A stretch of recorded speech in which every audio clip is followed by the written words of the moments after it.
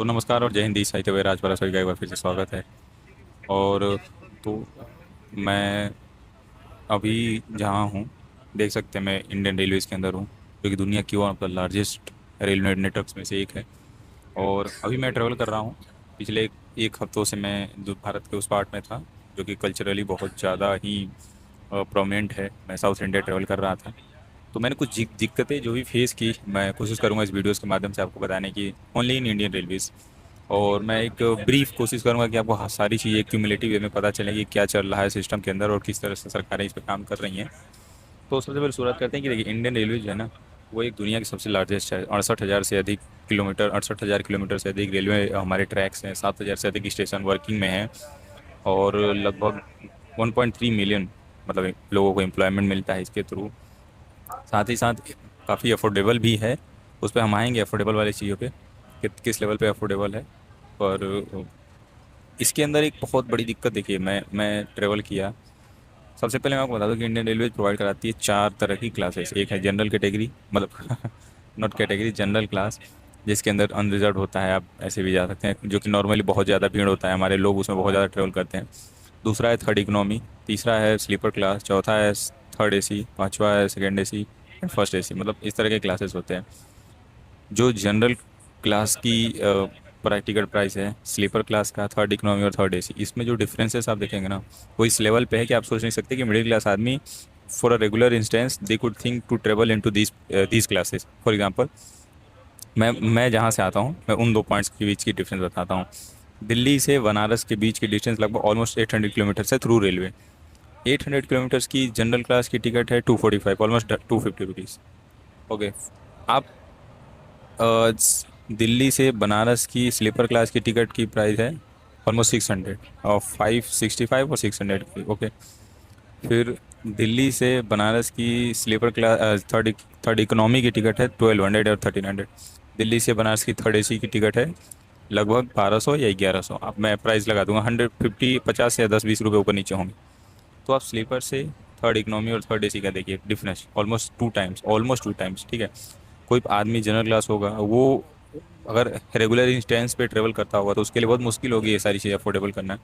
क्यों इतनी all of sudden prices बढ़ गई? क्योंकि सरकार ने रेगुलेशन छोड़कर, सरकार ने क्या किया, सरकार ने मतलब इंडियन रेलवेज को प्राइवेटाइजेशन के थ्रू लीज पर दे दिया अदर कंपनी को, जो कि है आईआरसीटीसी। आपको ही पता है आईआरसीटीसी रेगुलेट करती है टिकट से लेकर हर चीज़। लेकिन आईआरसीटीसी ने, क्योंकि जो कि कंपनियां हैं, always they run for the profits, always any private company on by, because they didn't work over the so called socialism. They didn't want to welfare for the people because it has the only, they has their only medium to make the money, and they only want to make money. वो पैसे, वो they are money driven, so they are not gonna make other people life ease in a manner of lowering the ticket price, क्योंकि ये सरकार के हाथ में, सरकार ने रेगुलेट नहीं किया है चीज़ों को।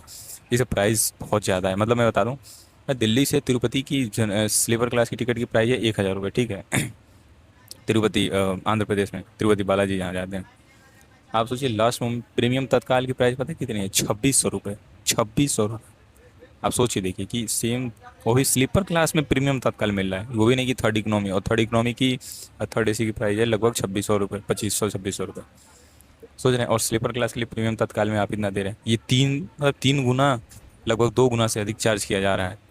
और वो पे कौन कर रहा है? जनरल क्लास के लोग पे कर रहे हैं, या जो भी मिडिल मिडिल क्लास लोग हैं, जनरल क्लास में ट्रेवल करने वाले जो लोग हैं, मिडिल क्लास। क्योंकि इस पर रेगुलेशन नहीं है सरकार के द्वारा, लास्ट टाइम पे सीटें नहीं अवेलेबल होना है। आप सोच के देखिए, लगभग 25 लाख से अधिक लोग हर डेली ट्रेवल करते हैं, 25 लाख से 2.5 मिलियन से अधिक लोग डेली ट्रेवल करते हैं। और उन लोगों के लिए आप ध्यान से सोच सकते हैं कि किस लेवल पे व्यवस्था है। मैं भी एसएमबीटी से चढ़ा था, वहाँ पे ट्रेन की हालत कैसी थी मैं बता दूँ। इतना ज़्यादा भीड़ था, मतलब जनरल स्लीपर क्लास की हालत ऐसी थी कि समझ लीजिए उसमें जनरल जनरल क्लास जैसी, मतलब इतने सारे लोग बैठे, क्योंकि सिटी नहीं थी। बेंगलोर में बहुत सारे बिहार के लोग काम करते हैं, नॉर्थ इंडिया के लोग काम करते हैं, बिहार झारखंड उत्तर प्रदेश के लोग नॉर्थ इंडिया के जाते हैं उधर काम करने के लिए, वो लोग वापस जा रहे थे। और जबकि ये नॉर्मल डे है, normal normal non festival week कह सकते हैं, नॉन फेस्टिवल डेज हैं, जिसमें आप सोच सकते हैं होली, दिवाली, दशहरा, छठ, ईद, बकरीद, इन सारे त्योहारों के समय किस लेवल पे भीड़ होती होगी। मैं क्लिप लगा दूंगा, मैं भी एक बार जा रहा था, इतनी सारी भीड़, मतलब थर्ड एसी में हमारी टिकट थी। उसमें लोग घुसते हैं प्रॉपर हमारी सीटों पे बैठते हैं, कहते हैं कि नहीं हम भी बैठ के जाएंगे।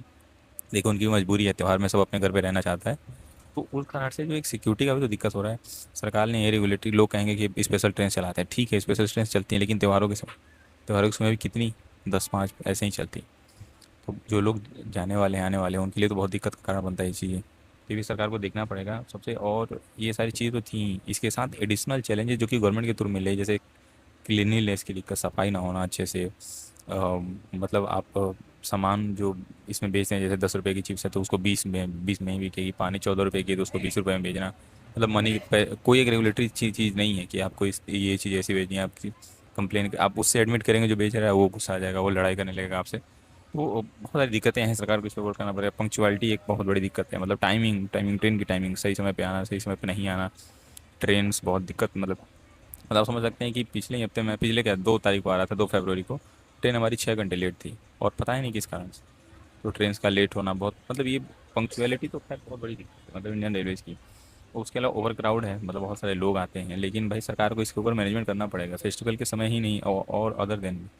प्राइस इतना महंगा हो चुका है टिकट्स का कि भाई लोग, नॉर्मल मीडियम क्लास के लोग रेगुलर बेसिस पे ट्रैवल करें तो उनके लिए थोड़ा सा आउट ऑफ द पॉकेट जाएगा चीज़। ये चीज़ सोचनी पड़ेगी। सेफ्टी भी एक बहुत बड़ा कंसर्न है इंडियन रेलवेज़ के अंदर, आए दिन चेन पुलिंग से लेकर बहुत सारी चीज़ें होती रहती हैं। तो एक क्यूमुलेटिव मैं आपसे कहूँ तो सरकार बहुत सारी चीज़ें अच्छी कर रही है, जैसे वंदे भारत को चलाना, सुपर फास्ट ट्रेन को लाना, केवल 2 पॉइंट्स के बीच में ओनली 1 स्टॉपेज डाल के ट्रेन को चलाना, मेमो एक्सप्रेस, बहुत सारी चीज़ें चलाई जाती हैं। लेकिन वो इम्पैक्टफुल तभी होंगी ना जब थोड़े इन वॉल्यूम्स बढ़ेंगी, क्योंकि हमारे पास ओवर क्राउड है, हमारे पास बहुत सारे लोग हैं जो दुनिया के हर, भारत के हर कोने में काम करने वाले लोग हैं, उनके लिए सबसे चीपेस्ट वे होता था train. People middle class, mostly जो बाहर रहने वाले लोग हैं वो मिडिल क्लास ही हैं, they can't afford to get in to the airplanes और फ्लाइट। तो उस चीज़ को समझना पड़ेगा सरकार को, और उसके रिगार्डिंग ही इसके प्रति काम करना पड़ेगा।